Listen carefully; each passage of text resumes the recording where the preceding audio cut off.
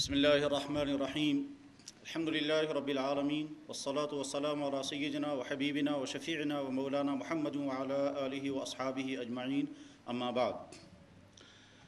دانشگاہ کشمیر کے منتظم اعلیٰ جناب پروفیسر ریاض پنجابی صاحب، یونیورسٹی آف کشمیر کے رجسٹرار جناب پروفیسر سید فیاض صاحب، NSSKU کے ذمہ دار جناب ڈاکٹر اقبال حکیم صاحب، اس حال میں محبت، شوق، طلب اور جذبے کے ساتھ تشریف لانے والے معزز حضرات، اور اس یونیورسٹی یا باہر کے تعلیمی اداروں میں تعلیم حاصل کرنے والے طلباء و طالبات،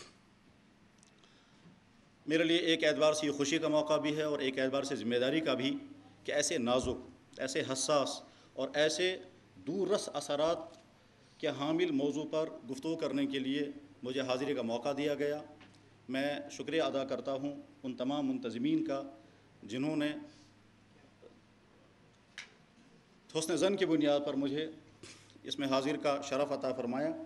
اللہ کرے کہ ہم سب کا یہاں یہ جمع ہونا ایک بہترین پیغام پہنچنے کا ذریعہ بنے، اور یہاں کی اس بہت بڑے مسئلے، جس مسئلے کی بنا پر ہزاروں نہیں بلکہ لاکھوں انسان راتوں کو تڑپتے ہیں، دنوں کو روتے ہیں، اور جس کے نتیجے میں یہاں کی بہت بڑی اقتصادیات تباہ ہو جاتی ہیں، جس کے نتیجے میں یہاں کی بہت سارے نوجوانوں کی جوانیاں تباہ ہو جاتی ہیں، اس ایسے موضوع پر یہ سیمینار ایک مفید ترین اور دور رس اثرات کا حامل پہلا قدم ثابت ہو جائے۔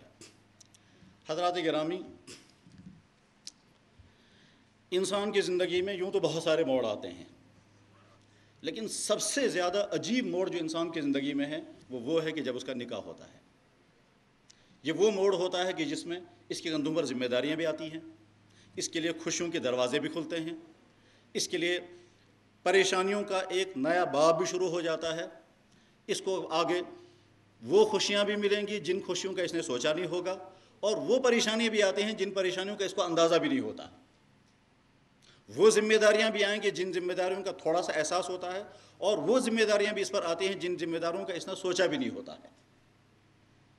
وہ مرحلہ ہے جب انسان کا نکاح جب ہوتا ہے۔ یہ انسان کی زندگی کا ایک بہت بڑا موڑ ہے، اور چاہے وہ مرد ہو یا عورت ہو، دونوں کی زندگی کو اتنا زیادہ متاثر کرنے والا اور کوئی واقعہ نہیں ہوتا جتنا بڑا واقعہ یہ ہے۔ ایک پہلو اس کا یہ ہے، اور دوسرا پہلو یہ ہے کہ اس کائنات کے بنانے والے خالق و مالک نے دنیا میں انسانوں ہی کو نہیں بلکہ تمام مخلوقات کے لیے نظام یہ بنایا کہ نر اور مادے سے یہ کائنات آگے چلتی ہے۔ صرف انسان ہی نر و مادے سے آگے نہیں چلتے، بلکہ جانور، پیڑ پودے، ساری باٹنی اسی کو سمجھاتی ہے۔ پالینیشن کا سارا نظام یہی بتاتا ہے کہ نر و مادے کے نتیجے میں آگے نسلیں چلتی ہیں۔ قرآن کریم میں بھی ہے، سبحان الذی خلق الازواج کلھا مما تنبت الارض، زمین سے جو کچھ بھی نکلتا ہے، جو کچھ بھی پیدا ہوتا ہے، اس خدا نے جوڑوں کی شکل میں پیدا کیا، نر بھی ہوگا اور مادہ بھی ہوگا۔ جیسے کائنات کی ہر چیز میں نر اور مادہ ہے، بلکہ ان چیزوں میں بھی جن کی طرف ہمارا ذہن بھی نہیں جاتا ہے، ان کے اندر بھی نر و مادہ ہے۔ اسی طرح سے انسانوں کے اندر بھی خدا نے نر و مادہ رکھا۔ صرف نر یعنی مرد اپنی بیس پر زندگی نہیں گزار سکیں گے، اور صرف عورتیں اپنی بیس پر زندگی نہیں گزار سکیں گے۔ مرد قدم قدم پر عورت کا محتاج ہے، اور عورت قدم قدم پر مرد کی محتاج ہے، اور اس کا پورا اندازہ اس وقت ہوتا ہے کہ جب 50-60 سال کی زندگی میاں بیوی گزارنے کے بعد ایک جدا ہو جاتا ہے، تب وہ بتاتا ہے کہ اب میرا کیا کھویا ہے۔ اور سب کچھ ہونے کے باوجود بھی اس وقت انسان کہتا ہے میرا ساتھی مجھ سے بچھڑ گیا، چاہے تمام راحتیں اسے میسر ہوں، مگر ذہن کا سکون ہل جاتا ہے، اور اس کے بعد وہ سکون واپس اس کو نہیں ملتا۔ ہمارے گھروں میں بوڑھے والدین جب دو میں سے ایک گزر جاتا ہے تو بوڑھا والد چاہے اس کی بہویں کتنی ہی خدمت اس کی کریں، لیکن بار بار آہیں بھر بھر کر کے اپنی اس بیوی کو یاد کرتا ہے جو اب اس کی خدمت کے قابل رہی بھی نہیں ہوتی ہے، لیکن پھر اسے یاد کرتا ہے۔ اور بوڑھی عورت اپنے اس بوڑھے شوہر کو جو گزر چکا ہوتا ہے، باوجود اس کے بیٹے بہت زیادہ خدمت کرتے ہیں، مگر اپنے شوہر کو یاد کر کر کے روتی ہے، کاش میرا وہ سر پوش ہوتا، سر ڈھکنے والا ہوتا۔ اس وقت اندازہ ہوتا ہے کہ میاں بیوی کا ایک دوسرے کے لیے ہونا کس قدر ضروری ہے۔ نکاح، جیسا کہ میں نے عرض کیا، وسیع الاثرات اقدام ہے۔ اس کے اثرات انسان کے مذہب پر، انسان کی صحت پر، انسان کے دماغ پر، انسان کے معاشیات پر، انسان کی گھریلو زندگی پر، انسان کی اقتصادی زندگی پر، اس کی سماجی زندگی پر کوئی پہلو ایسا نہیں ہے جس پر اس نکاح کے اثرات نہ پڑتے ہوں۔ لیکن جب یہ نکاح مشکل ہو جاتا ہے تو اس کے الٹے اثرات بھی انسان پر ویسے ہی مرتب ہوتے ہیں، اور اس کا مشاہدہ بھی ہم چاروں طرف کرتے ہیں کہ نکاح کے مشکل ہونے، شادیوں کے مشکل ہونے کے برے نتائج ہماری زندگی کے ہر شعبے پر، صحتوں پر، مذہب پر، دماغی سرگرمیوں پر، تعلیمی اداروں پر، سماجی معاملات میں، ہر جگہ کس طرح سے اس کے برے اثرات مرتب ہو رہے ہیں، وہ سب ہم سب کے سامنے ہیں۔ حضرات، نکاح کیوں رکھا گیا ہے؟ تو اس کی پہلی اور بنیادی وجہ جو نکاح رکھنے کی ہے وہ یہ کہ نسلوں کی بقا جو ہے وہ نکاح ہی کی بنیاد پر ہوگی۔ 2 منٹ کے لیے اگر ہم ایسے سماج کا تصور کریں جس میں نکاح نہ ہوتا ہو، تو مرد اور عورتیں اگر بالفرض سرسری طور پر آپس میں ملیں اور ملنے کے بعد پھر جدا ہو جائیں تو اگلی جو نسل آنے والی ہے اس کا ذمہ دار کوئی نہیں ہوگا۔ وہ مرد جس نے چند لمحے اپنی ضرورت پوری کر لی، اس کے بعد پھر اگر عورت حاملہ ہو جائے گی اور اس عورت حاملہ ہونے والے پیدا ہونے والے بچے کا آگے مستقبل سنوارنے والا، بچانے والا اس کا کوئی نہیں ہوگا۔ آگے وہ عورت بھی چاہے گی کہ اب یہ بوجھ میرے سر پر نہ رہے، چنانچہ ایبارشن ہونے لگیں گے۔ اس لیے نسل انسانی کی بقا کے لیے نکاح کو رکھا گیا۔ تو پہلا مقصد جو نکاح کا ہے وہ ہے کہ انسانی نسل باقی رہے گی اسی بنیاد پر، لہذا نکاح رکھا گیا۔ اور دوسرا بہت بڑا مقصد اس کا، اسی کے ذریعے سے خاندان وجود میں آتے ہیں۔ اگر نکاح نہ ہوتا تو خاندانی وجود میں نہیں آتے۔ جب ہم کہتے ہیں کہ یہ ہمارا باپ ہے، یہ ہماری والدہ ہیں، یہ ہمارا چچا ہے، یہ ہمارا ماموں ہے، اس کے بیچ میں نکاح ہی کام کرتا ہے۔ ایک اجنبی مرد کا ایک اجنبی عورت کے ساتھ جب نکاح ہو جاتا ہے، یہ دونوں میاں بیوی بن جاتے ہیں۔ اب اس شوہر کا سارا خاندان اس عورت کے لیے ہمدرد بن جاتا ہے، اور اس عورت کا سارا خاندان اس داماد کے لیے ہمدرد بنتا ہے۔ بلکہ ایسی محبتیں پیدا ہو جاتی ہیں کہ بعض دفعہ والدین اپنے سگے بیٹے سے ویسی محبت نہیں کرتے جیسے داماد سے کرتے ہیں، اور بعض دفعہ والدین اپنی اصل بیٹی سے ویسی محبت نہیں کرتے ہیں جیسے گھر میں آنے والی بہو سے کرتے ہیں۔ سمجھدار ساس یہ کہا کرتی ہے کہ اب بیٹی میری وہ نہیں ہے جو میرے پیٹ سے پیدا ہوئی ہے، بیٹی اب وہ ہے جو میرے گھر میں آئی ہے، وہ تو پرائے کی بیٹی ہے۔ اور سمجھدار والدین جو ہیں وہ کہتے ہیں کہ اب بیٹا تو ہمارا جو کچھ تھا وہ ہے، لیکن اس کے گھر میں جو اس کی بیوی بن کر کے آئی ہے، یہی ہمارا سب کا سرمایہ۔ تو غرض اجنبی جو ہیں وہ آپس میں محبتوں کے ساتھ جڑ جاتے ہیں، اس کے بعد وہ خاندان اس خاندان کا ہمدرد اور یہ خاندان اس خاندان کا ہمدرد، اور اسی کے نتیجے میں معاشرہ وجود میں آتا ہے۔ تو نکاح کے ذریعے سے در حقیقت معاشرہ وجود میں آتا ہے۔ اور تیسرا بہت بڑا مقصد وہ یہ ہے کہ جیسے خدا نے انسان کو بھوک اور پیاس اور سردی اور گرمی کو محسوس کرنے کی طاقت رکھی ہے، بھوک لگتی ہے انسان کو کھانا چاہیے، پیاس لگتی ہے انسان کو پانی چاہیے، سردی لگتی ہے انسان کو کپڑا چاہیے، غرض ہے کہ جیسے انسان کی طرح کی ضرورتیں ہیں، ٹھیک اسی طرح سے خدا نے اس انسان، چاہے وہ مرد ہو وہ عورت ہو، ان کے اندر جنس کی چاہت بھی رکھی ہے، سیکس رکھا ہے۔ یہ کوئی شرم کی چیز یقیناً ہے، لیکن اس کے ساتھ ساتھ ایک بہت بڑا مسئلہ ہے۔ یہ کیوں خدا نے رکھا؟ وہ اس لیے کہ اگر یہ چیز نہ رکھی جاتی تو جیسے انسان خدا کے بے شمار حکموں کو سننے کے باوجود پورا نہیں کرتا، جیسے انسان خدا کے بہت سارے حکموں کو رونتا ہے، توڑتا ہے، اسی طرح سے اگر صرف حکم دیا جاتا ہے مردوں کو تم عورتوں سے ملو، اور عورتوں کو حکم دیا جائے تو مردوں سے ملو، اور اس میں چاشنی نہ رکھی گئی ہوتی، تو ہو سکتا ہے قدم قدم پر مرد اور عورتیں اس خدا کے حکم کو پورا نہ کرتے۔ اس لیے اس میں چاشنی رکھی گئی، لذت رکھی گئی، جس کے نتیجے میں مرد ہر وقت عورت کی طرف متوجہ رہتا ہے اور عورت ہر وقت مرد کی طرف متوجہ رہتی ہے۔ لہٰذا یہ جو خدا نے انسانوں کے اندر جنسی چاہت رکھی ہے، اس جنسی چاہت کو صحیح طریقے سے پورا کرنے کا انتظام، اسی کا نام ہے نکاح۔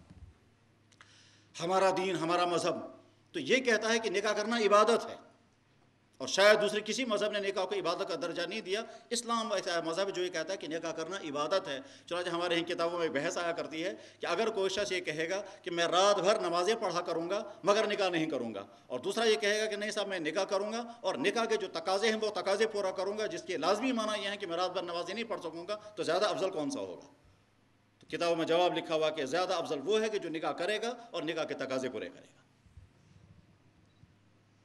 چنانچہ جناب رسول اکرم صلی اللہ علیہ وسلم کی خدمت میں جو طرح طرح کے مسائل پیش ہوئے ہیں، ان میں سے ایک مسئلہ ایک مرتبہ یہ پیش آیا تھا کہ 3 آدمیوں نے ارادہ کیا تھا۔ ایک نے کہا تھا آج کے بعد میں کھانا نہیں کھاؤں گا، صرف روزہ رکھوں گا۔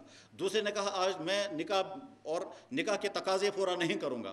تو جناب رسول اکرم صلی اللہ علیہ وسلم نے بلا کر کے منع کیا اور فرمایا میرا دین یہ نہیں ہے، میرا دین یہ ہے کہ میں کھاتا بھی ہوں، روزہ بھی رکھتا ہوں، نکاح بھی کرتا ہوں، نکاح کے تقاضے بھی پورا کرتا ہوں۔ غرض یہ کہ اعتدال والا دین ہے۔ تو ہمارا دین تو نکاح کو عبادت کا درجہ دیتا ہے. اسی بنا پر اگر کسی شخص کو جنسی چاہتیں نہ بھی ہوں، چاہے مرد ہو چاہے عورت ہو، اس کے باوجود نکاح کا حکم ہے کہ نکاح کرو. کہ جو مجھے تو حاجت نہیں ہے، کہ اس کے باوجود ہمارا حکم ہے نکاح کرو. غرض نکاح کی بے انتہا اہمیت ہے، یہ مذہبی اہمیت بھی ہے. اچھا، اگر کسی انسان نے مذہبی اہمیت نہیں، اس کے بعد مذہبی اہمیت کی بنیاد پر نہیں، لیکن اخلاقی بنیاد پر اگر وہ نکاح مذہبی اہمیت کی بنیاد پر وہ یہ سمجھتا ہے کہ اگر میں اخلاقیات کے اعتبار سے محفوظ ہوں، جسمانی اعتبار سے محفوظ ہوں اور نکاح نہ کرے، تب بھی اس کے برے اثرات اس کے صحت پر پڑیں گے، اس کے نفسیات پر پڑیں گے، بلکہ جسم کے اندر پیدا ہونے والی بہت ساری قوتیں اسی غرض کے لیے ہیں تاکہ آگے چل کر انسان نکاح کرے. اور اگر نکاح نہیں کرے گا تو جسمانی بہت ساری قوتیں ضائع ہو جائیں گی، ذہنی سکون بہت سارا چھن جائے گا اگر نکاح نہیں ہوگا. غرض نکاح کے اثرات انسان کی زندگی کے ہر شعبے پر پڑتے ہیں. اسی بنا پر اسلام نے اس کو آسان سے آسان تر کیا، اور یہ فطرت کا ایک بہت بڑا اصول ہے. جس چیز کی انسانوں کو جتنی زیادہ ضرورت ہے اس چیز کو خدا نے اتنا آسان رکھا ہے. پانی کی بے انتہا زیادہ ضرورت ہے، اتنا آسان رکھا. ہوا کی بے انتہا ضرورت ہے، بالکل آسان رکھا ہے. سونے کی ضرورت نہیں ہے، مہنگا کر دیا. جن چیزوں کی جتنی زیادہ ضرورت ہے اس کو خدا نے اتنا ہی عام کر دیا ہے تاکہ لوگ جن پر ان کی حیات قائم ہوتی ہے اس کے لیے تڑپیں نہیں. آپ اندازہ کریں، اگر انسان کی زندگی کو بچانے کے لیے سونے اور پانی میں سے دو کا انتخاب کیا جائے تو کس کی زیادہ اہمیت ہے؟ کہ پانی کجا اور سونا کجا. جس شخص نے زندگی بھر سونا دیکھا بھی نہ ہو تب اس کی زندگی گزر جائے گی، لیکن پانی کے بغیر تو ایک لمحہ ایک دن بھی نہیں گزار سکتے ہیں. تو پانی چونکہ بے انتہا ضروری ہے اس لیے اس کو آسان سے آسان تر رکھا گیا. ہوا کی اس سے بھی زیادہ ضرورت ہے، اس کو اس سے بھی آسان رکھا گیا. حتیٰ کہ پانی لینے کے لیے تو چند قدم اٹھنا بھی پڑے گا، اس کو اسٹاک بھی کرنا پڑے گا، لیکن ہوا کے لیے کوئی اسٹاک نہیں کرنا پڑے گا. بلکہ اس سے آگے بڑھ کر کے یہ خدا ہی ہے، اور ایسے مرحلے پر آ کر کے خدا کو مانے بغیر کوئی چارہ کار نہیں رہتا ہے. یہ تو آج کی سائنس یہ بتاتی ہے کہ گیسوں میں کچھ آکسیجن ہے، کچھ کاربن ڈائی آکسائڈ ہے، لیکن جب انسان جانتا بھی نہیں تھا کہ ہوا کے اندر، گیسوں کے اندر کاربن ڈائی آکسائڈ اور آکسیجن ہوا کرتا ہے، اس وقت خدا نے اس دونوں گیسوں کے اندر توازن رکھا ہے کہ انسانوں کو اور جانوروں کو آکسیجن چاہیے اور پلانٹس کو کاربن ڈائی آکسائڈ چاہیے. ان کی کاربن ڈائی آکسائڈ سے ان کو زندگی ملتی ہے، ان کے آکسیجن نکالنے سے ان کو زندگی ملتی ہے. توازن قرآن کریم کے بیان کے مطابق اللہ نے پہلے ہی دنیا میں رکھا تھا. یہی ماحولیات آج کا. تو غرض یہ کہ جن چیزوں کی انسان کو جتنی ضرورت ہے ان چیزوں کو اللہ تعالیٰ بالکل عام رکھتا ہے اور مشکل نہیں بننے دیتا. بس ٹھیک اسی طرح سے نکاح کو بھی، چونکہ اس کی انسان کو ذمہ انتہا ضرورت ہے، یہ جتنا مشکل ہوگا اتنے ہی انسانوں کے لیے مشکلات پیدا ہو جائیں گی، اور جتنا آسان ہوگا اتنا ہی زیادہ انسانوں کے لیے راحتیں مہیا ہوں گی.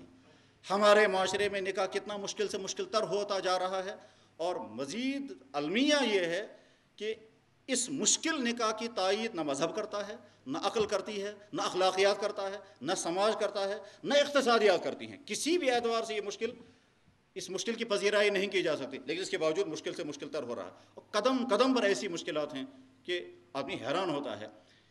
بعض لوگ صرف ان کارڈوں کو، جو کارڈ تقسیم کیے جاتے ہیں، ان پر 1-1 لاکھ روپے خرچ کر دیتے ہیں. حالانکہ کام اس کا صرف اتنا ہے، فلاں صاحب کو مطلع کر دینا ہے کہ ہمارے یہاں فلاں دن شادی ہے، اتنا کام. بلکہ بعض یہ لوگ تو اب یہاں سے دلی جا کر کے کارڈ چھپانے پہنچتے ہیں کہ صاحب اس کے بغیر تو یہاں تو کارڈ معیاری ملتے ہی نہیں ہیں. اور فخر کے ساتھ بعضوں نے یہ بھی کہا کہ صاحب ہم نے تو 500 روپے کا ایک کارڈ تیار کیا ہے، اور کام صرف اس کا اتنا ہی ہے کہ صاحب فلاں دن ہمارے یہاں شادی ہے، اس کے علاوہ اس کارڈ کا کیا کام ہے. تو اس پر جو طرح طرح کی میناکاریاں ہیں اور بہت قیمتی اس پہ لفافے لگائے جاتے ہیں، ظاہر ہے یہ مشکل اپنے لیے مشکل پیدا کر دے گا. پھر ایک مرحلے پر جتنی رسمیں پیدا کی جا رہی ہیں اور فضول خرچیوں کے ساتھ ہیں، اس کے نتیجے میں یہاں کی اقتصادیات کو جتنا نقصان ہوتا ہے شاید اتنا نقصان اور کسی چیز سے نہیں ہوتا. بلکہ میں خود بھی یہ سمجھتا تھا، اور میرے ایک بہت دردمند بھائی نے بتایا کہ یہاں جتنا کرپشن ہے اس کرپشن کا مین روٹ یہ شادیاں ہیں. کیونکہ ایک آدمی جب سوچتا ہے اب صاحب میری بیٹیاں پیدا ہو گئی، اب مجھے بچے ہو گئے،